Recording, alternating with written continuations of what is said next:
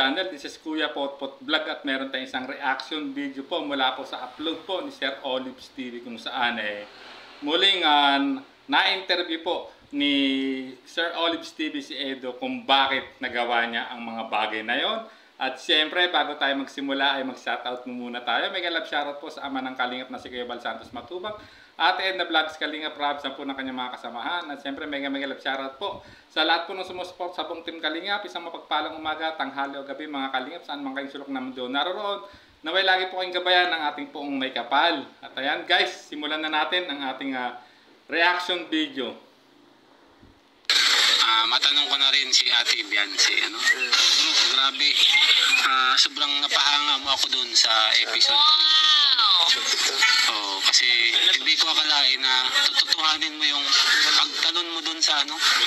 Sa salong. Tutorial na lang parang bakit ko ginawa yun. Ano bang nag-joke sa'yo bro para gawin mo ang bagay na yun? Nag-joke sa akin ang aking... So ayun guys, grabe no, at dito naitanong po ni Sir Olives no nung about sa nangyari sa episode 22 dahil napahangad siya sa ginawa ni Kalingap Edo. At dito no naitanong niya kay Kalingap Edo kung ano ang nag-udyok sa kanya no para gawin yun ng pagtalon sa ilog. No na talagang ikinagulat ni Biancy at kanya pang inulit to no, nagkaalatarsan siya kung saan talagang nag-alala si Biancy no guys sa ginawang yun ni Kalingap Edo para lang patunayan kay Biancy kung gaano kahalaga at katotoo ang kanyang sinasabi no. Ang nag-udyok pala sa kanya ang busilak ng puso guys, grabe. Talagang sa taong nagmamahal no, talagang gagawin ng lahat no para mapatunayan lang no sa taong mahalaga sa kanya na malinis ang kanyang intensyon no sa taong yun. At talagang nakaagulat no itong naging sagot dito no ni Kalingap Edo guys no. Puso pala niya ang nag-udyok no para gawin ng bagay na yun na talagang ikinagulat ng lahat no, hindi lang ni Biancy kundi ng lahat ng kasamahan niya na naandoon nung episode 22. Talagang grabe po ang ginawa ni Kalingap Edo no. Talagang pinatunayan niya na malinis ang kanyang hangarin kay Biancy guys. So sundan pa natin no. Kuya Eds, nung tumating ka kasi naramdaman ko na parang kinabahan si Ate Biancy. Parang natakot siya na baka ikaw ay madisgrasya. Talaga. Kahit ako rin, kung gano'n siya, baka pinigilan ko pa siya. Grabe no, ayan narinig niya no. Dito sa pagtatanong dito ni Sir Olives na talagang nakita niya no, napansin niya na talagang kinabahan si Biancy.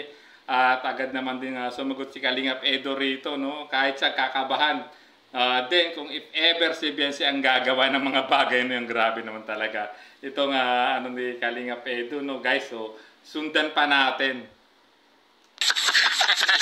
Natawa si Starbucks. So siya kung siya ang tatanong, tigilan mo siya. Of course, kasi alam mo, delikado yun. Buti ko ako lang, okay lang. Yes, totoo yung sinabi ni Kalingap Edo. Kaya nga nung time na yun no, sinabihan siya ni Biancy na wag nang ituloy no. Sabi niya, Edo, wag mo na ituloy, naniniwala na ako. Kasi naandun yung kaba at takot ni Biancy no, na may posibleng di magandang mangyari no sa gagawin ni Kalingap Edo nung mga oras na yon. Kaya talagang gano'n na naging reaksyon niya no sa kikilos ni Kalingap Edo guys. So tuloy pa natin. Kagaya niya, syempre, protection niya at safety ang priority mo. ating kailangan gawin, priority natin yun. Hindi natin pwede pabayaan. Tama naman siya rito, siyempre. Ang inaalala naman talaga ni Biancy no, yung kaligtasan din ni Edo kasi nga importante rin sa kanya si Kalingap Edo no. Kaya nga niya pinipigilan ito na wag nang gawin kasi yun ang kinakatakot niya no. Gusto niya masiguro yung kaligtasan din ni Edo no, na hindi na niya kailangang gawin yung para sabihin lang kay Biancy na tunay ang kanyang intensyon o malinis ang kanyang intensyon guys no. So sundan pa po natin. Bro, nung tumalon ka doon, akala ko tatama ka doon sa ano, sa puno. Buti nakabitaw ka. Yun nga, oo. Medyo nakakatakot doon. Medyo di safe talaga. Hindi talaga safe yun.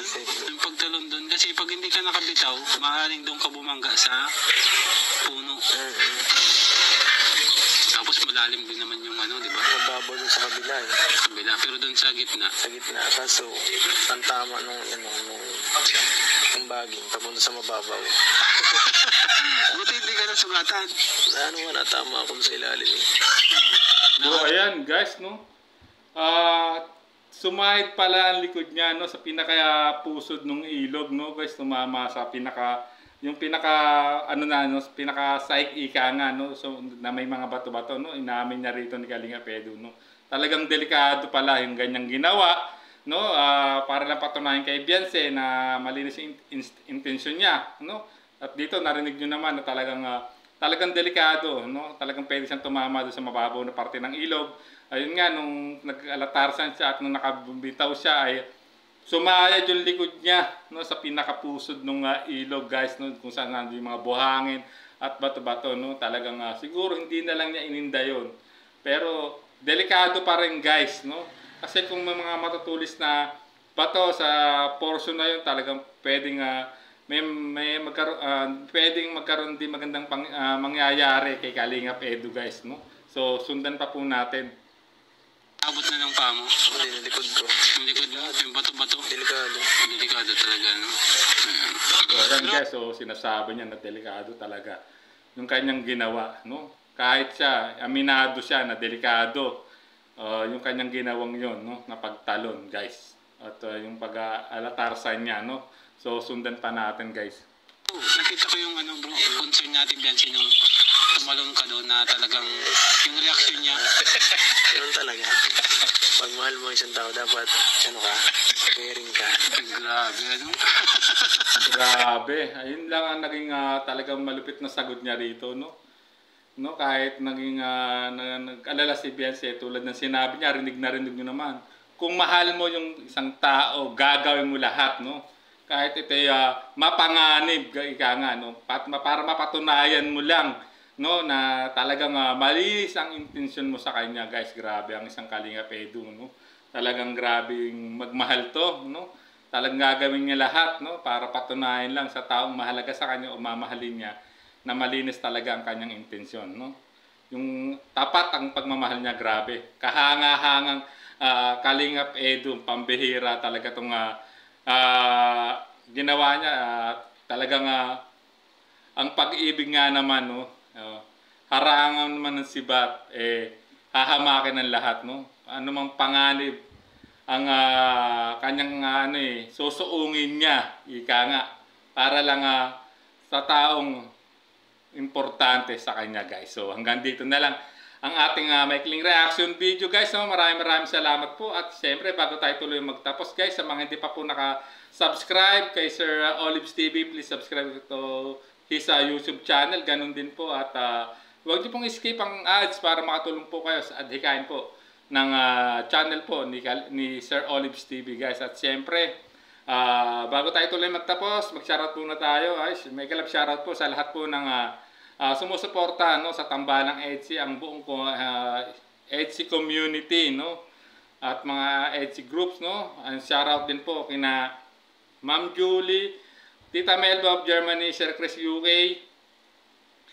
Elena F. Rubio, Odette Rial, no, Mama Maria Rexy, Ma'am Amy Johansson, no. At siyempre, no, sa mga grupong sumusuporta sa Tambalang EDSI at kay Kalinga Pedro, ang EDSI Global Supporters, EDSI Kegs, no, Edben Lovable Supporters, no,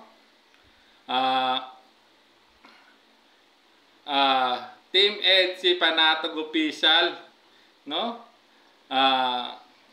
EDSI Natics Dubai, no, EDSI OFW, no, Team Lutang USA, Team Bulong, Team Pambihira, no, at sa lahat po ng individual na sumusuporta sa Tambalang EDSI, mega love shoutout po sa inyong lahat.